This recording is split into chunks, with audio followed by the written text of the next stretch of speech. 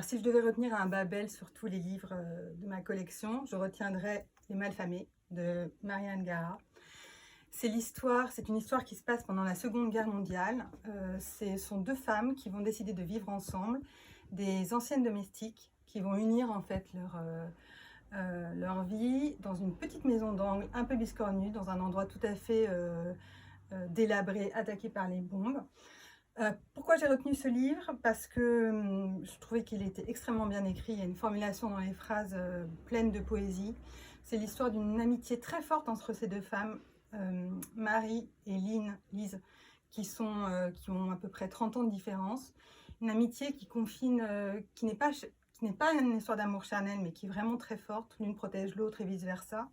Et c'est aussi un roman d'espoir parce que malgré la Seconde Guerre mondiale, malgré l'horreur, malgré le fait qu'elles soient pauvres, etc., elles arrivent à trouver des petits moments de bonheur, notamment dans l'élaboration de recettes. Donc je trouve qu'en ce moment, c'est plutôt pas mal d'avoir un livre bienveillant. Voilà.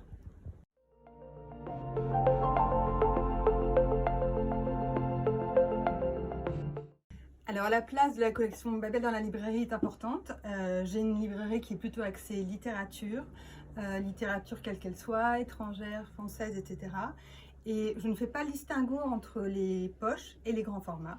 Donc tout est classé par ordre alphabétique.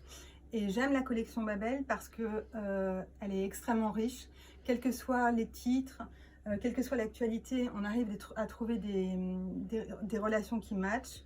Donc oui, c'est une part importante, que ce soit en littérature, en essai ou bien en roman noir.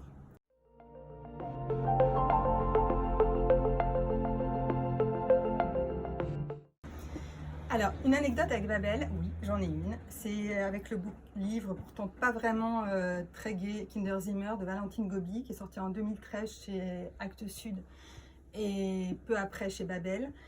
C'est un livre qui m'a marqué et par son contenu extrêmement dur. C'est l'histoire d'une femme qui est enceinte lorsqu'elle rentre dans les camps.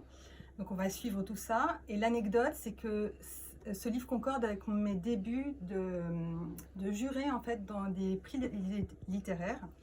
C'est à ce moment-là que j'ai commencé à écrire des critiques, à prendre goût à ça, et un petit peu loin dans mon cerveau, à jamais l'idée qu'un jour je serai libraire.